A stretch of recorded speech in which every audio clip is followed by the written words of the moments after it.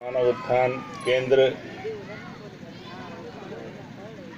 में आए हुए आदरणीय आचार्य जी भाई चंद्रसेन जी, जिनका उद्बोधन मैं यहाँ प्रवेश करते वक्त सुन रहा था। मंच पर उपस्थित सभी आदरणीय हमारे गणमान्य भाई और मेरे सामने बैठे इस बड़े परिवार के सभी आदरणीय बुजुर्ग, मेरी माताएं, मेरी बहनें, मेरे नौजवान साथी, मेरे छोटे बच्चे और मेरी बेटी, हम बहुत सारी बातों से आपकी सहमत हैं और सहमत इसलिए भी हैं कि गाय के वंश को बचाया जाना जरूरी है। बहुत सारे दुखों का कारण यही है कि हमने पहले ज़माने में तो ये माना जाता है जिसके पास धन है तो धन का रूप केवल गाय ही हुआ करती थी और संपत्ति में कभी पैसा या दूसरे और साधन सोना चांदी कभी जोड़ा नहीं जाता था। लेकिन आज धीरे धीरे दौर बदला, हुंडी आगे हो गई और धन पीछे हो गया, तो हमें फिर से उस धन के पास जाना तो पड़ेगा। और जहाँ तक बात रही अहिंसा की, अहिंसा एक ऐसा धर्म है, अगर उसको पूरी तरह से ज़िंदगी में उतारा जाए और उसे आगे बढ़ाया जाए तो इंसान स्वयं महामानव हो जाता है। जिसका उदाहरण अगर लिया जाए तो गांधी जी अपने आप में सत्य और अहिंसा के रास्ते पे चले और उस अहिंसा के रास्ते में चलते चलते वो संत हो गए और ऐसे संत हुए जिनका खाली हमारे देश में नहीं बल्कि पूरी दुनिया में सम्मान होता है और उनकी प्रतिमाएं आज दूसरे देशों में भी लगाई जाती हैं। तो ये सही है कि सत्य और अहिंसा का स्थान कोई दूसरा और घृणा और नफरत कभी नहीं ले सकता, कोई ताकत कभी नहीं ले सकती। और जहाँ तक गाय की बात की जाए, गौशाला की बात की जाए, हम इस बात से भी आपकी सहमत हैं कि गौशाला तो वैसे ही है जैसे आजकल लोग अपने माँ बाप के लिए शेल्टर होम बना देते हैं।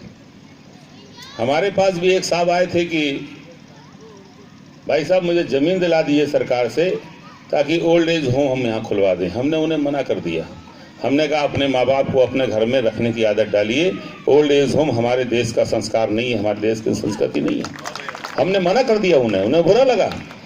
तो ये सही है और हमारे लिए आज का दिन ये बहुत शुभ है। और शुभ क्यों है? शुभ इसलिए है कि आज हम गौशाला के कार्यक्रम में हैं और आज हमारे यहाँ गाय को बच्चा भी हुआ है सुबह सुबह।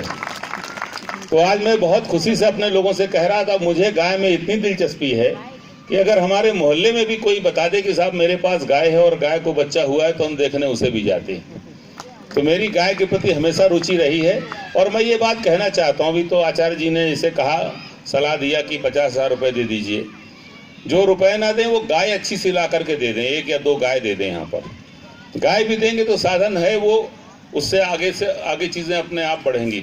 और ये सही, जब तक हम कुदरत से दूर होते जाएंगे, कुदरत के पास जो सुख है, कुदरत के पास जो आराम है, वो कहीं दूसरी जगह नहीं है। प्राकृतिक चीज़ों के अलावा कहीं आपको सुख नहीं मिलेगा, आपको कहीं सुविधा नहीं मिलेगी। हम लोग जब से अब एसी में जो लोग रहते हैं, जरा उन्हें देख लीजिए, गर्मी बर्दाश्त नहीं कर सकते। और जो लोग पहाड़ों पे चले जाते हैं, जरा उनसे पूछिए, चेहरा उनका और उनका देख लीजिए, अपने आप फर्क समझ में आ जाएगा कि कुदरत के पास रहने वाले लोग कैसे हैं, एसी में रहने वाले लोग कैसे होते हैं। तो मेरा मानना है कुदरत के जो जितना नज़दीक गया, प्रकृति के जो जितना नज़दीक गया, वो उतना सुखी और संपन्न रहा, मन से, विचार से और आदर्शों से। तो मेरा मानना है कुदरत के नज़दीक जाना चाहिए। और गाय तो कुदरत का एक बहुत बड़ा करिश्मा है, उस करिश्मे को अपने साथ रखना चाहिए। और जो इस करिश्मे के साथ रहेगा उसका जीवन धन्य हो जाएगा। और मेरा मानना है कि ज़िंदगी में बहुत सारे ऐसे सुख हैं जिसके पीछे हम लोग भागते हैं, लेकिन अगर गाय पाल लें तो बहुत सारे सुख अपने आप हमें नसीब होते हैं। आप 10 लाख की गाड़ी ले आइए, 1 करोड़ की गाड़ी ले आइए, खूब धोइए, मांजिए, खूब आप उसकी सेवा करिए, लेकिन उससे कोई रिस्पॉन्स नहीं मिलेगा। लेकिन एक अगर गाय दरवाजे पाल लीजिए, आपको देखते ही वो पूंछ हिलाने लग जाएगी और अगर हाथ लगाएंगे तो आपका हाथ चाटने लग जाएगी। ये मोहब्बत भी आपको गाय से ही मिल सकती है, 1 करोड़ की गाड़ी से नहीं मिल सकती है।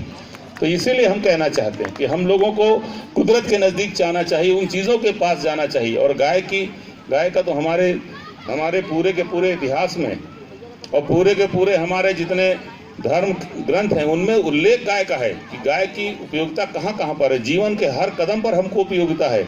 आज बच्चा दूध पीता है, अभी तो हमारे देश में चलन हो गया, वो डेयरी वाला दूध आता है उसमें पैकेट में, उसे पिलाते बच्चे बीमार हो जाते हैं। और वो भी छोड़िए, पाउडर आ गया अब तो वो भी पीछे हो गया है। अब वो पाउडर आ गया, पाउडर को पानी में घोल के पिलाते, सोचते कभी बच्चा स्वस्थ हो सकता है उससे, कभी बच्चा स्वस्थ नहीं हो सकता है।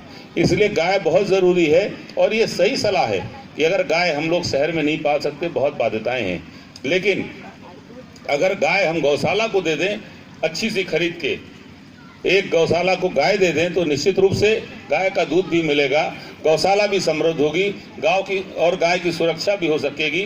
और जो मारी गाय हमारी सड़कों पर घूमती हैं, इससे भी निजात मिलेगी। हम तो इस बात उन लोगों को बहुत खराब समझते हैं जो गाय को केवल दूहने के वक्त जो है अपने घर पे देखते हैं और दूहने के बाद फिर से हाँक देते हैं कि जाइए, उसके भाग्य पे छोड़ देते हैं। कहाँ बेचारी भूखी प्यासी भटकती रहती। तो इसीलिए हम कहना चाहते हैं कि गाय को पालें, इस गौशाला की सोच को और आगे बढ़ावें। और जब गाय होंगी, घर का दूध होगा, हमारे बच्चे स्वस्थ होंगे, उनका मन स्वस्थ होगा, पढ़ेंगे लिखेंगे तो तरक्की के रास्ते पे दूर तक जाएंगे। मेरी यही शुभकामनाएं हैं। मैं बहुत बहुत आप लोगों का आभार व्यक्त करता हूं बुलाने के लिए, अपने सारे आयोजक साथियों का और आचार्य जी का और अपने सभी मंचासीन भाइयों का, अपने इस पूरे परिवार का अपनी ओर से अभिनंदन करता हूँ, स्वागत करता हूँ और ये विश्वास दिलाता हूँ इस दिशा में जहाँ आपको मेरी ज़रूरत होगी हम हर कदम पर आपको मिलेंगे। मेरी बहुत बहुत शुभकामनाएं और बधाई। जय हिंद। देखिए, कोई कृपा की बात नहीं है मेरे भाई, ये एक अच्छा काम आप कह रहे। ये मेरा विधानसभा क्षेत्र नहीं है। मेरा तो क्षेत्र जहाँ है वहाँ पर बिजली भी है और जहाँ नहीं थी वहाँ भी हमने पहुँचा दी। लेकिन हमारे साथी विधायक हैं मुनीश शुक्ला जी, हम उनसे कहेंगे कि इस पर काम करें और जहां आपको लगे कि मेरी ज़रूरत है तो हम आपके साथ इसमें रहेंगे और प्रयास करेंगे कि आपके यहाँ जो आप चाहते हैं बिजली की व्यवस्था ये हो जाए। हम आपको इस बात का विश्वास देते हैं कि हो सकता है काम, इस पर आप आगे प्रोसीड करें। हम अपनी चिट्ठी भी लगाएंगे और अधिकारियों को, संबंधित अधिकारियों को कहेंगे भी और प्रयास करेंगे कि अगली बार जब यहाँ इकट्ठा हों तो आपको बिजली पहले से मिली हो। बहुत बहुत धन्यवाद। बहुत